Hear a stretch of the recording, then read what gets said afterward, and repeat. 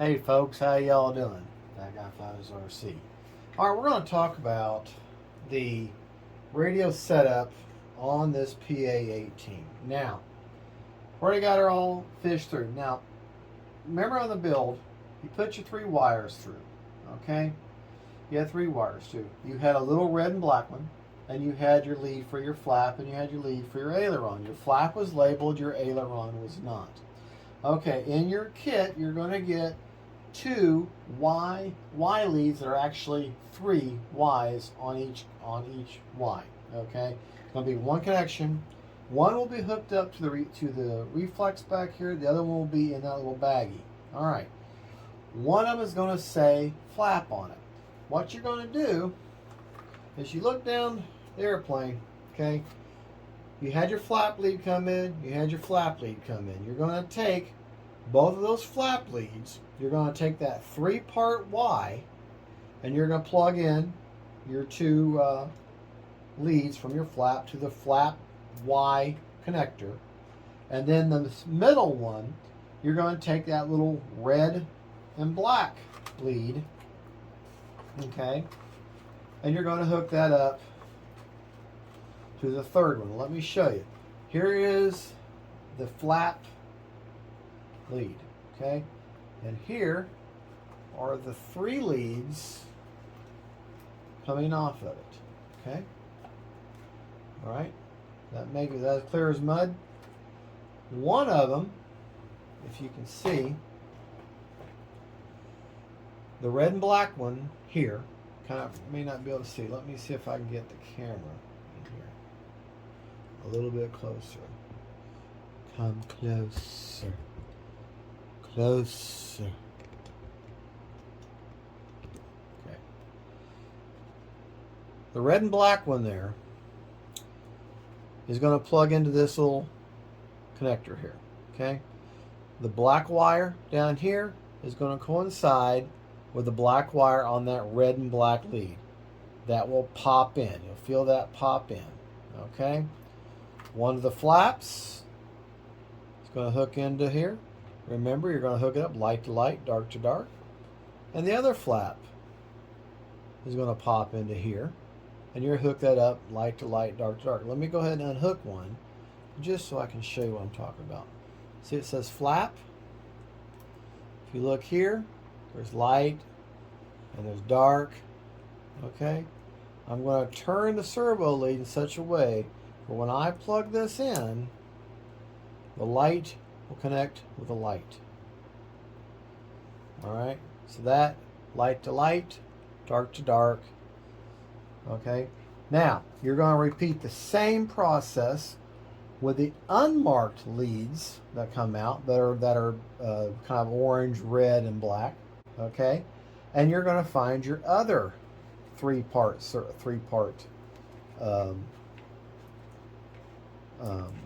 connector. Okay. That's going to be it's right down here, and you're going to hook your 2 ailerons in just like you did your flaps, and you're going to hook that little centerpiece, which is your light power, going to go in that middle connector like this, and they'll all pop in light to light, dark to dark. Okay, and then those are going to, if you look on your reflex, this is the one you're going to plug it back into your. This is very hard for me to show you. Okay, because it's just down in there.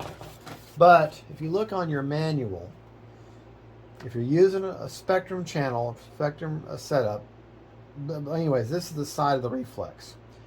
The very front channel, it says on there, aileron channel. So on the reflex, the furthest channel out on the front of the reflex that's closest to this wing here, you're going to slide in the aileron Y that came with it, with the light side going that way. All right, so it's towards the top of the longer part of the reflex. Then you're going to take your elevator lead that came. Remember we fished it through, and you're going to plug it into the next spot in. Okay, with the lightest part of the wire going towards the tail. Okay. And then you're going to have your throttle, which is already plugged in the reflex. Leave that alone. And then you're going to take that rudder lead and you're going to plug it into the reflex on the right side of the throttle lead that's already plugged in, with the light part of it going towards the tail. In other words, the top of the reflex is this way, and the light side of any wire is always going towards the top or of the reflex. Then all that bundle of wires that came off the back of the reflex that came through here that I told you take the white bread tie off, you're going to plug in all those into your receiver, and every one of them are labeled. Throttle's going to go into channel 1 on your Spectrum receiver. The next one is going to be your aileron. The third one is, or channel 3, is going to be your elevator, and then your rudder, and that's your basic setup. Then you're going to take one that says S-bus, and you're going to plug this into channel 5, or basically auxiliary 1, okay, or your gear channel, okay. And then you're going to take your flap, which was that 3-part lead that we already talked about, and you're going to slide that into channel 6 with all of these, all the light side up. You see the Spectrum logo, you should also see the light side of your servo leads. The bottom of it should all be the dark side, and the light side should be up towards the top of the receiver where you see the Spectrum and the information. Okay? Now that's that. And you're going to think, well, you're going to look in here and you're going to see this funny little yellow wire here that's coming off. Hopefully you can see that. This little funny little yellow wire that just has a single little port on there. It's one little connection. All right. Folks, this is where you have to make a choice. Do you want to use all 3 levels? If you have a 6-channel receiver, this is what you have to do. Okay. You want to use all 3 levels, which is on the reflex is the stabilized mode, which is stealth level, or optimized mode, which is the same as AS3X, or wind mitigation, which is what I will use, or no gyro. In other words, the gyro is just turned off and there's no kind of help against anything. Do you want to use those modes, or do you want to be able to use thrust reversing? Okay. And by using thrust reversing, you can flip a switch on your transmitter and then you can go backwards. Okay. Obviously not during flight, but while you're taxiing. You go too far, you're at the back of the runway, there's a bunch of weeds there, and you know you can't turn, so you want to flip a switch and back up. You can do that. But if you're using a 6-channel receiver, you have to make a choice. You're either going to have those 3 levels, or you're going to have reversing. Okay? Now, here is the choice that I've made. Now, I'm sorry, I'm not looking at you. I know.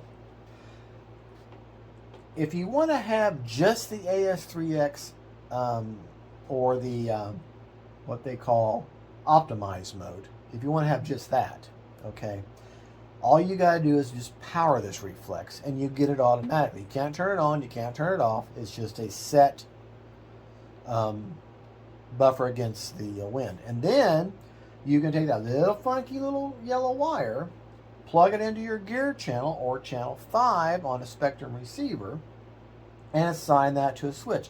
Like for A is a 2-position switch, for you can do on or off. So in other words, you could turn it on and have backward function, and turn it off and have normal cruise mode. Okay, normal forward thrust. So you have to make a choice. Now, if you buy yourself a 7-channel receiver or more, then you're able to give that throttle its own channel and on a 2-position switch and do on or off. So this is something they don't tell you in the advertisement of this plane. It's in the fine print. You have to make a choice. Okay, if you're going to use a 6-channel receiver, unless y'all can know a way where you can make them. Now, I guess maybe there's some way you could tie it in the same function, but then if you use your flaps, your reverse is not going to work, or vice versa. But I want to be able to use everything the plane offers, and I don't have to have self-level. All I'm going to use is AS3X, so that's what I'm going to do. So to make the distinction, if you want to use, I'm going to say it again, I know, if you want to use the 3 levels, gyro on, gyro off, and then self-level, you have to give it its own switch, which would be the gear channel, channel A, and then you want to assign that to a 3-position switch on your receiver, like say B, okay, which is 3 position, okay, and then you can have your 3 levels.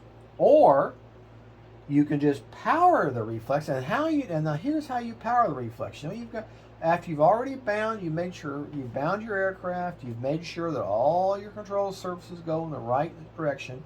You can then take that 3-position switch or the S bus, okay, pull it out of the gear or wherever you put it at, just give it power, okay. In other words, I'm going to put it into my bind port or my battery port, okay, on my receiver, which is kind of like technically channel 0.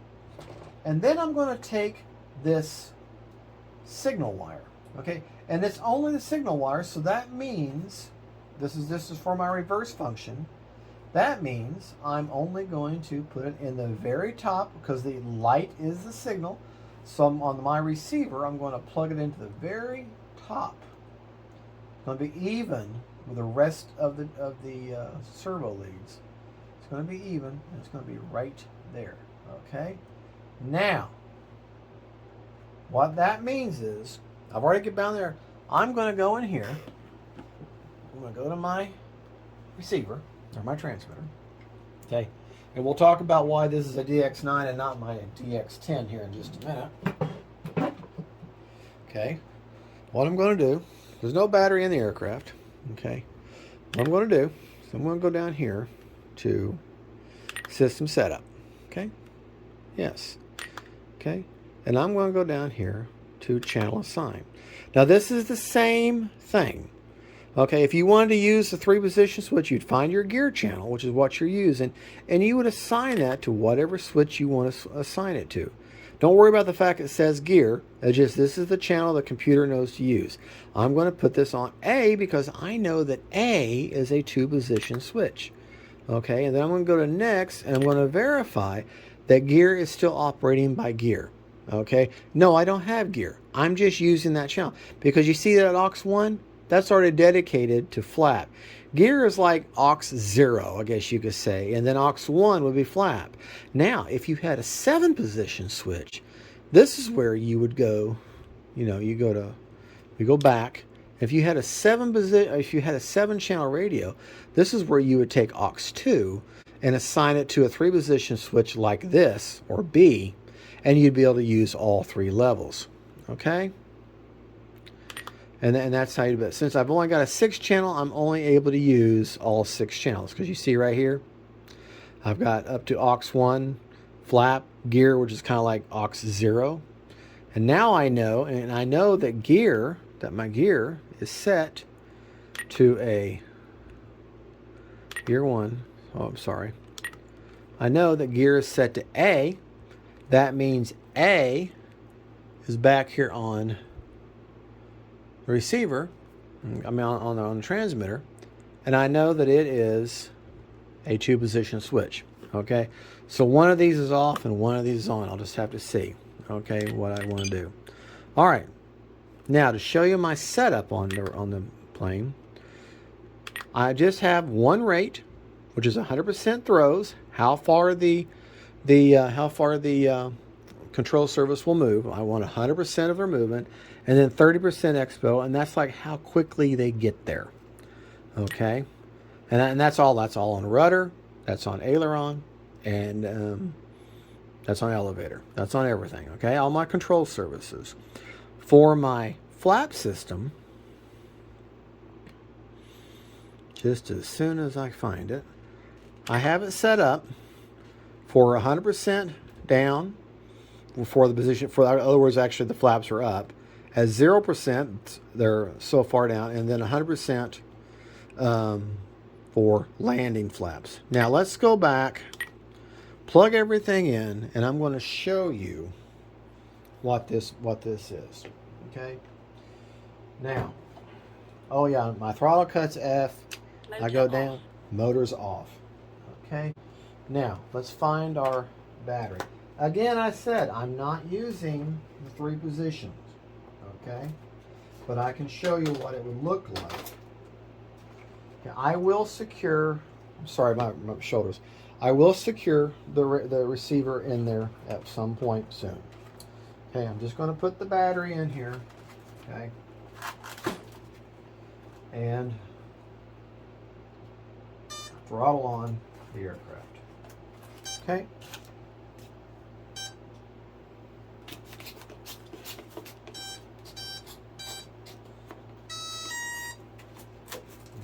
Probably got too big of a battery in there right now, but this is what was charged, okay? Now, remember now we're going to make sure, okay, motor's on, right? Obviously. Motor's now off, okay?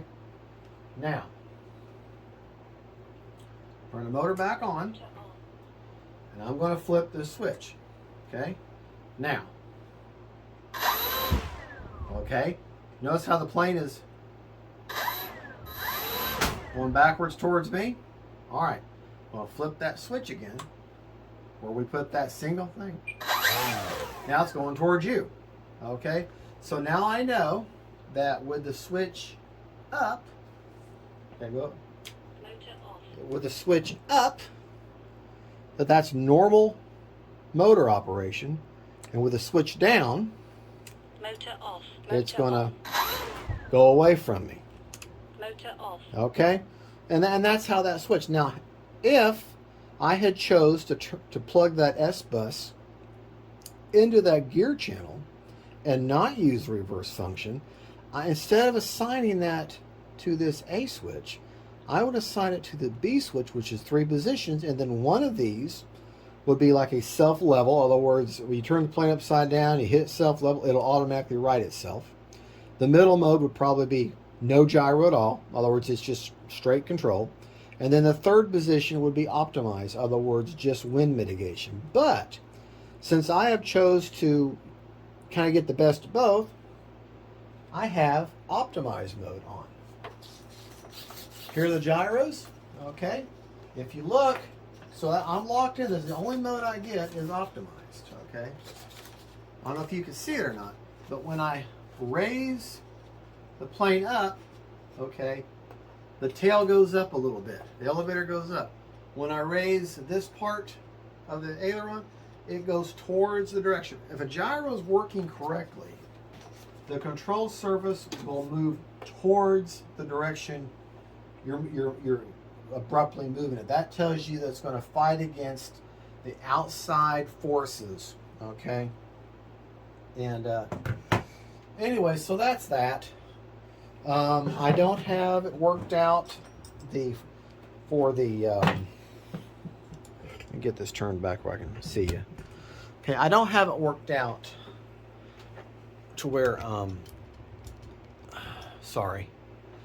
I don't have it worked out to where the what percentage of the flap, you know, when I do takeoff flaps, you know, do I want to have a little bit of a down elevator to make it, you know, that I have to do at the field. Typically with takeoff, typically what I do with a high wing like this, I will use 11% down elevator with takeoff flaps. I will use 50 or 22% down elevator with landing flaps. And to show you my flaps, okay, just to show you what this looks like, okay, there's takeoff flaps, okay, landing flaps. And there's landing flaps, almost barn doors, almost all the way straight down, okay. Well, folks, that's that. The CG on this plane is basically, you see these little, there's little like fake fuel doors. Put your fingers under there, and that's pretty much where the CG is, okay? And so that's that. Okay, we've covered your choices of, if you want to have braking along with all 3 levels, you're going to have a 7-channel receiver. Sorry.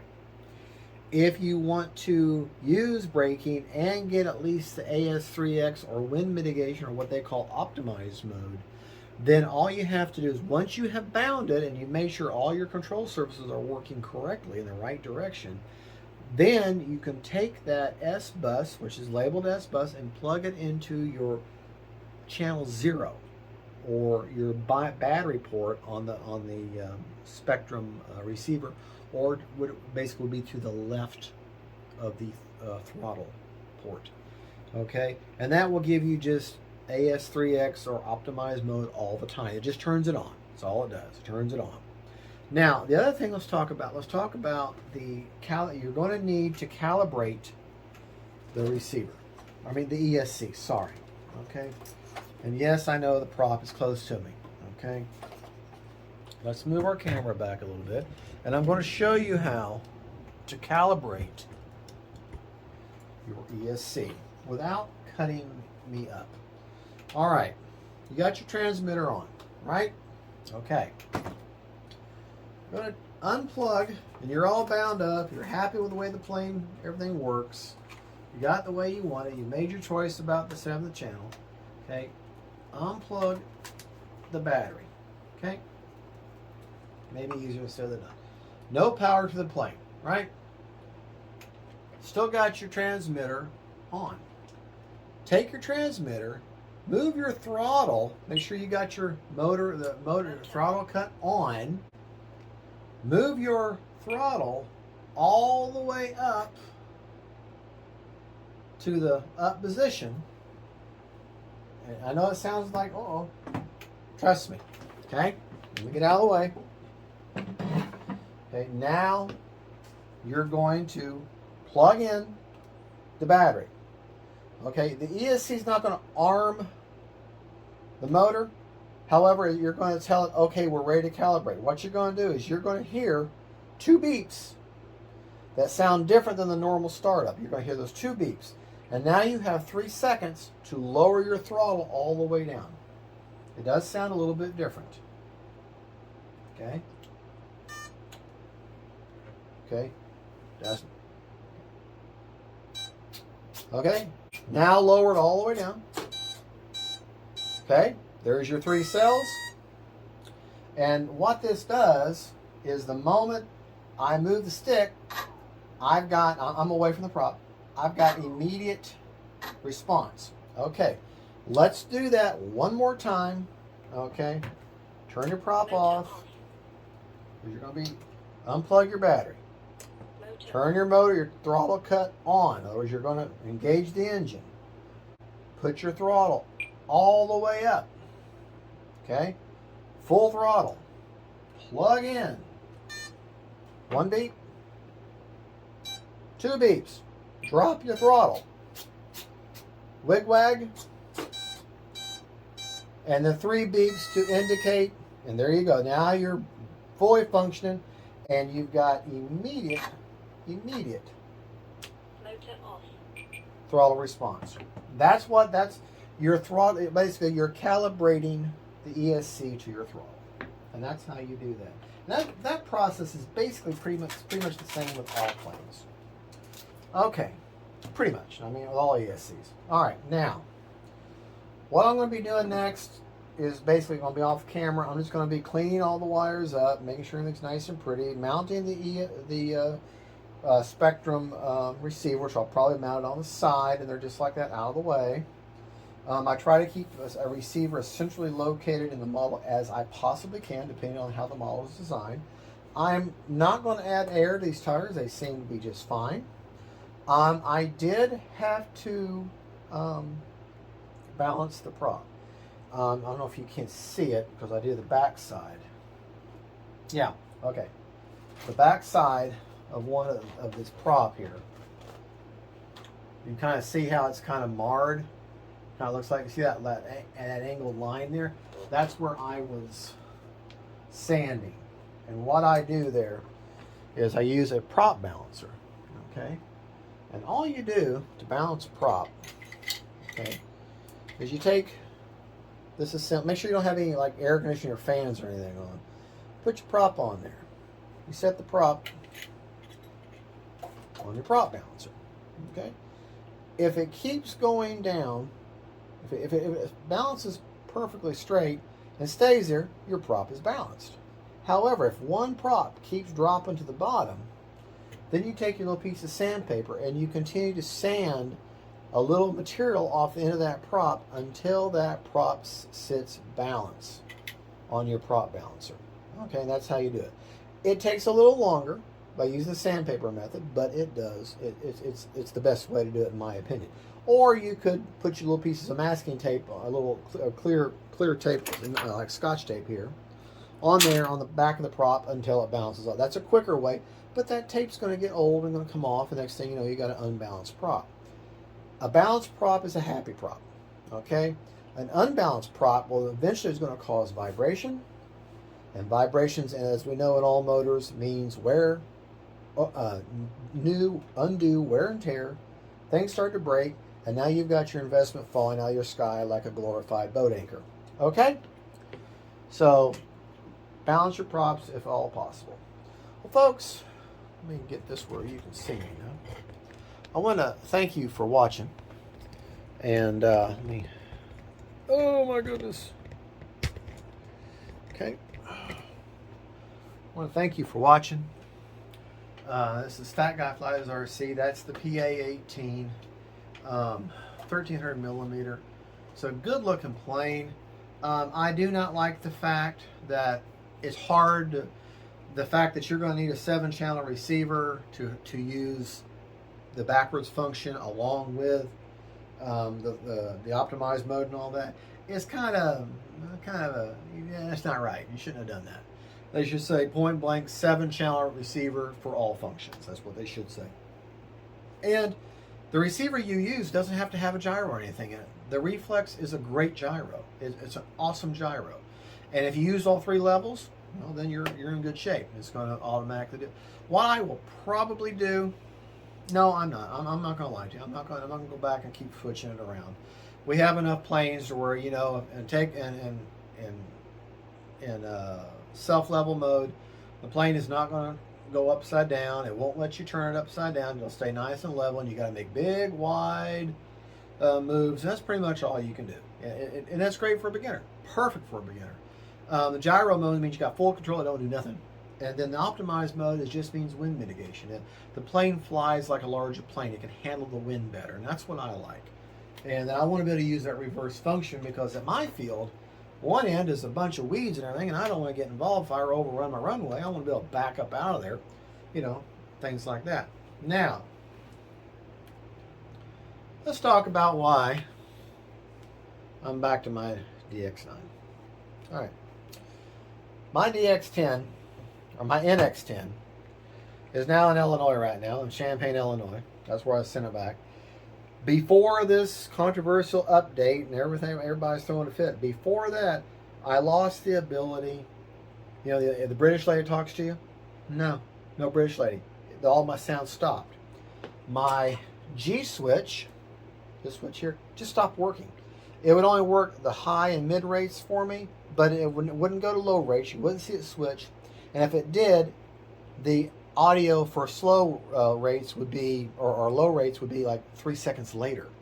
And I'm like, okay, I don't know if that's going to control it. The screen started making funky noise, moving back and forth. So I did a factory reset, and then I did then I installed that update. Nothing helped. Nothing helped. The new update didn't help. The factory reset didn't help. So luckily I was able to back up all my planes. And I'm starting fresh with the DX9 while my NX10 is being repaired. Now, I told them I'm not a happy camper. You know, I've had the NX10 for a year and 1 month. You know, if I'm eligible for a refund, give me a refund. If not, warranty, fix it and send it back. Make it verify to me that it worked. I don't think it's the NX10. I think it's maybe my NX10. A lot of you are going to say, well, Spectrum's horrible. I love Spectrum. I've really overall have had very little problem with Spectrum, okay? And on top of that, I got over 100 planes, and every one of them's got a Spectrum receiver in it. I'm not going to go back and buy 100 receivers and redo Futaba or F.G.F.RC or whatever the other ones are. I'm going to stick with my Spectrum. That's what my investment is, and I'm going to tough it out with them. That's me. And to be honest, if I could do it over again, I would still stay with Spectrum. I like Spectrum. The amount of problems I've had versus the thousands upon thousands of good, secure flights is minuscule. It's like airplanes that take off. You only hear about the crashes, but you don't hear about the 80,000 flights that went successful. Okay? Folks, thank you for watching and listening to my ramblings. But that's what's going on with my NX10. Thank you all for watching. I hope I didn't make this as clear as mud for you on this PA-18 or PA-13 and our PA-18 with a 1300 millimeter wingspan. It's a great little plane. I hope the weather will allow me to get out and fly it. Y'all have a good one. Don't forget to like and subscribe. God bless y'all. And don't forget, faith, family, and friends, and planes. Bye.